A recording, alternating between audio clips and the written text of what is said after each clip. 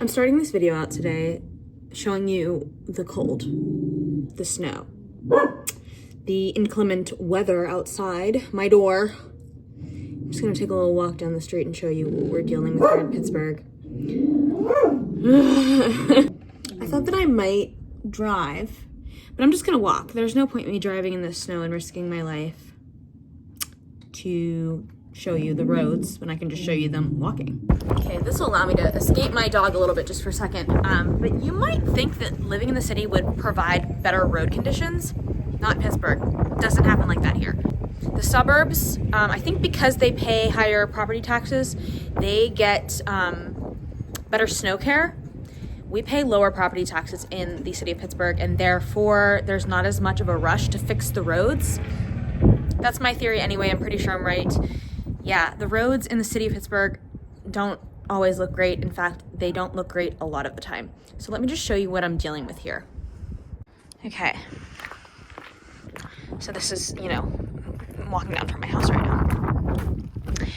You see the snow blowing in the wind, and the roads are covered, which is just fantastic. I mean, we're on a dead end here, so they don't come down this street because everybody's parking their cars all over the place.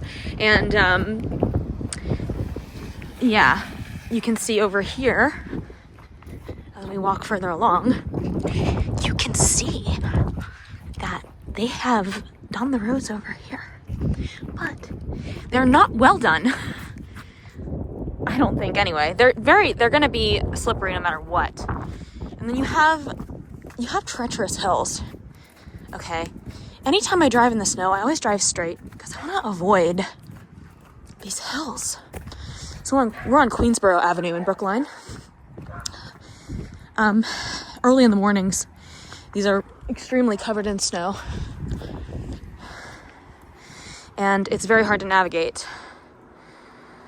So, yeah, this is what you're dealing with in a lot of the city of Pittsburgh, or Pittsburgh in general, really, because our hills are crazy. So, yeah, just wanted to give you a little tour of what it may look like in the winters here in Pittsburgh. Let's go back inside. Okay, so I'm back in my studio here, and let's get this video started. I didn't want to put too fine a point on, the weather here. It's not great in the winter. I mean, there's snow to deal with, there's cold, there's wind, there's ice.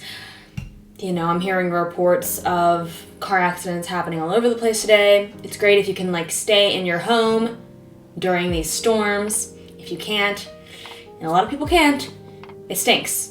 It absolutely stinks. Nobody enjoys risking their lives, risking their cars to go out in the snow.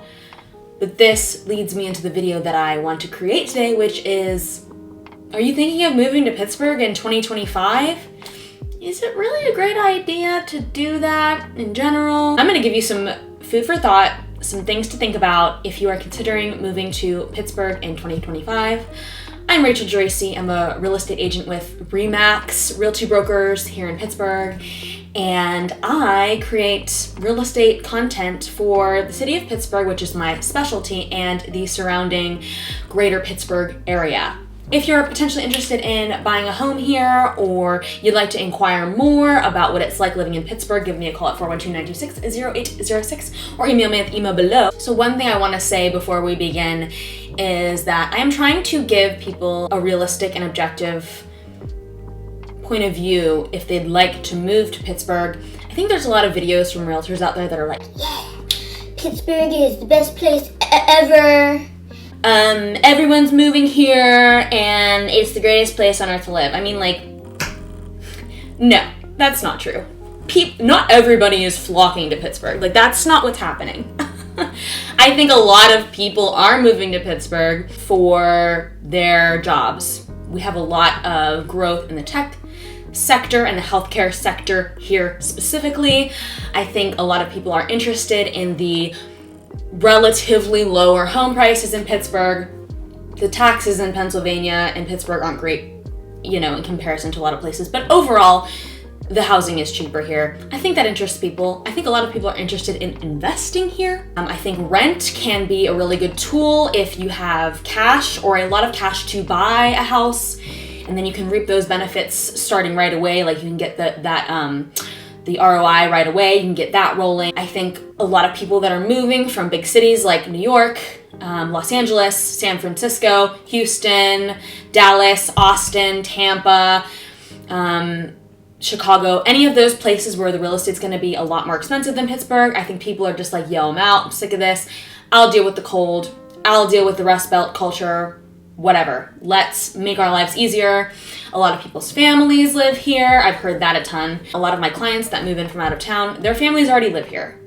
So it's not a crazy transition from one place to another when there is familiarity with Pittsburgh. And I think one thing that's good about moving to Pittsburgh right now is that in my view, there's less competition because the interest rates are high.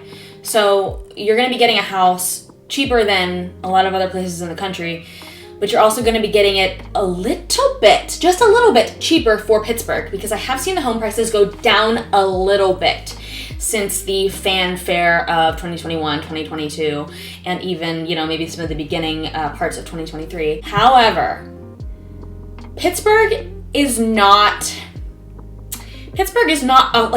a really fancy city. It is not an exceptionally cultured city either, if I'm being honest. I mean, there are a lot of things that are growing. We have a lot of cultures growing. We have a lot of food culture growing. There's becoming, more things to do.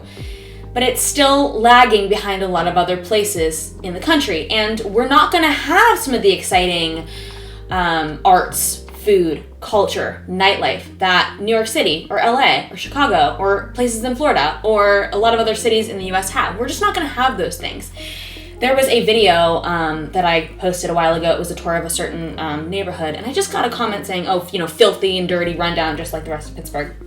And Pittsburgh is not run down. I mean, there are parts of Pittsburgh that are run down, but a lot of Pittsburgh is working class people. Like, I would say the vast majority of Pittsburgh is extremely working class, and that's the income of most people that live here. And I've said in many videos before that when I was in a place like Los Angeles and I was looking at the wealth disparity there, it's not like that here. So in comparison, things can seem run down, but we don't have a ton of super wealthy areas in Pittsburgh. Things just kind of blend and meld together here in a very cohesive way. There's not a lot of wealth disparity, or if there is, it's not extremely visual, it's not really obvious. So I want to get that out of the way. Yes, Pittsburgh is not this like mecca of arts, entertainment, and culture and food. It's just not. And it's probably never going to be that. But for how small it is, it's got a lot more going on than you would think. And no, it is not this run-down, dirty city. It is simply more of a working class city. And we have a lot of people that have been living here for a long time and they don't leave. And that's not a bad thing. But, it is a lot of the culture here is very family oriented, as evidenced by the people moving back here because their families live here. There goes the wind. Can you hear it? Can you hear the wind? That's winter in Pittsburgh. I've been over the taxes before, and I think taxes in Pennsylvania in general are not great. It's just, there's income tax, there's property tax, there's borough tax, there's state tax. I mean, there's just so much taxation here. And that is one drawback to living in Pittsburgh. Some people feel like if they're gonna be taxed to death, they might as well live in a bigger city. And if they can afford to live in those bigger cities, that's great. And some people feel like it's something that they can get over, or they can weigh the positives and negatives and say, okay, well, yeah, I'm paying more taxes, but overall my cost of living is cheaper because I live in Pittsburgh. Sometimes when you live in the city, you feel like, where the heck are my taxes going? The roads kind of suck in the city, and they're always potholes, and there's sort of disrepair on things that should be good to go. And it's just kind of hard to see where all the money is going. The one drawback about living in the city of Pittsburgh is that you have double the personal income tax that you would have if you were living in the suburbs. Now, of course, your property taxes are cheaper, but they get you somewhere. This is Pennsylvania. They always get you somewhere tax-wise. If you're considering moving to the city versus the suburbs, I would consider the tax situation. Obviously, the tax burden is going to be heavier in the suburbs, but you're going to get more for those tax dollars. In Pittsburgh, when you pay taxes, like in the city of Pittsburgh, I mean, when you pay taxes, you feel like, where's my money going? Because it doesn't feel like they're doing much with it. We do have public transportation in the city. I would expect a lot of our tax dollars goes to that. Otherwise, I'm actually not 100% sure what they do with my tax dollars here in the city of Pittsburgh. They do pick up garbage, but they do that everywhere, mostly everywhere, unless you live in Shaler Township. And it's, I live in the city for a reason. I like being in the center of the action, but I often wonder, what is the point of it all? Maybe I should just move to a suburb where my tax dollars are going to get me further. So something to consider if you're going to be moving to the city of Pittsburgh. When all is said and done, things are still more expensive than they've ever been. Even my home, my 2-bedroom home that I'm in now, I bought it for $115 in 2019, and it's worth probably about $185 right now. I put on a new roof. I've, done various things to it, but some might say that wouldn't justify the high elevation in price in 5 years. I mean, that's what, $70,000 worth of equity when I definitely haven't put $70,000 into the house. So I think there is a little bit of irritation with that when it comes to people that have been living here for a while. Again, if you're moving from out of state, that's not going to be that much of a concern because it still seems like it's a little bit cheaper here. We're still floating in a $200,000 range. Now, could you get a $200,000 house in another city where there's, more culture, more going on? Sure. But it's kind of unlikely. You'd probably be buying a big fixer-upper in one of those places. And in Pittsburgh, $200,000 can still buy you something decent. It's going to need work. Again, this is like a cost-benefit situation. If I want to buy in Pittsburgh, I am giving up more liveliness, more culture. It's just a smaller city. But I might be able to live a more affordable lifestyle, even if I have to buy a house that's around $200,000 and I have to fix it up. These are the people that I represent. Most people that move to Pittsburgh under my watch, they are in that $200,000, $300,000, $400,000 range. And to be honest with you, they're more than thrilled with that price. They know what they're getting themselves into. I'm very, very thorough. I make sure that they are getting the best home possible for the best price possible. I actually got a client a house $45,000 under ask the other day. Now, I'm not saying that I'm a magician. I mean, I kind of am. I know exactly how to get somebody a home that they want for what's in their range. I've done it countless times. Being an advocate, more of an advocate than a salesperson. He didn't end up taking the house. He had other problems. But these are the types of people that I represent. I represent the type of people that are willing to sacrifice a little bit to get some cheaper real estate in Pittsburgh, and it ends up working out really well for these people because they do end up loving the homes they buy. They fix them up. They're happy to be in Pittsburgh, and anytime they need counsel on where to go, what to do, if they have any questions, or if they need help with something, I'm here. I've been living here my entire life. I know Pittsburgh like the back of my hand, especially the city of Pittsburgh, because I'm just your bona fide city girl. I am. So, yeah.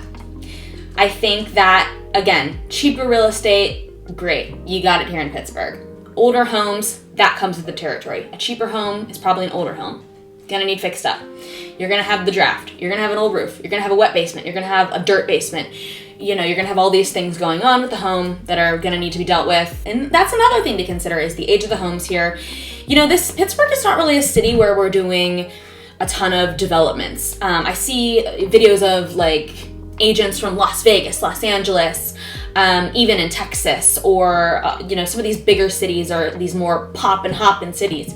They have all these new developments, like new build developments, and those are in Pittsburgh, but they're so fewer. So really what you're having to contend with is the age of the homes here. You're looking at anywhere from 1910, even older, to 1990s, early 2000s builds. And even those early 2000s new builds, they're really evident because they were built a certain way. Homes are not built like they used to be built. They're just not. I mean, I think the quality of new construction can be a bit of a coin toss. I won't say they're all shoddy, but I think you have to really watch what builders you're hiring. If you can get a private builder, an independent builder, it's probably a better deal for you, or something that was built before like 2003, which is when I think the quality started to decline in some of these homes. So definitely something to consider if you want to move to Pittsburgh in 2025. I mean, we still have a ways to go. Pittsburgh is a growing city. It's an up and coming city, but it's not ever going to be a place where people are flocking to by the thousands. At least I don't think so anyway. If climate change becomes any worse, we might be a climate safe haven. That's yet to be seen, so I don't really know. I just don't ever think it's gonna end up being like a Tampa or, you know, some of the Floridian cities, or, you know, some places down south that are gaining a lot of traction. They're gaining a lot of people from California and New York. I don't think it's ever going to be that, but we're still growing, we're still developing, we are seeing an influx of people coming here, and that's just the honest truth. Pittsburgh has a lot of great points, but it's also a city that you're gonna have to consider if the culture of the city, of the small town sort of city feel, is for you. So I'm just gonna end that video there today. I'm not gonna harp on you about, you know, the reasons why it's the most amazing city ever to live in and move to. If you want to have more information, like a more honest conversation or perspective about why you'd like to move to Pittsburgh, if you want to ask me any questions, or maybe we can sit down, have a video call, and be very, very specific about what you're looking for, and if Pittsburgh is right for you, then you can give me a call at 412-926-0806 or email me at email below. My advice would be to, you know, you can reach out through email, book a consultation with me, and we can go from there. So thank you so much for watching my winter chilly cold video today. And everybody that's out in the cold, be warm, be loved, be safe here in these next few days when the polar vortex is closing in on you. I will see you all next time. Bye-bye.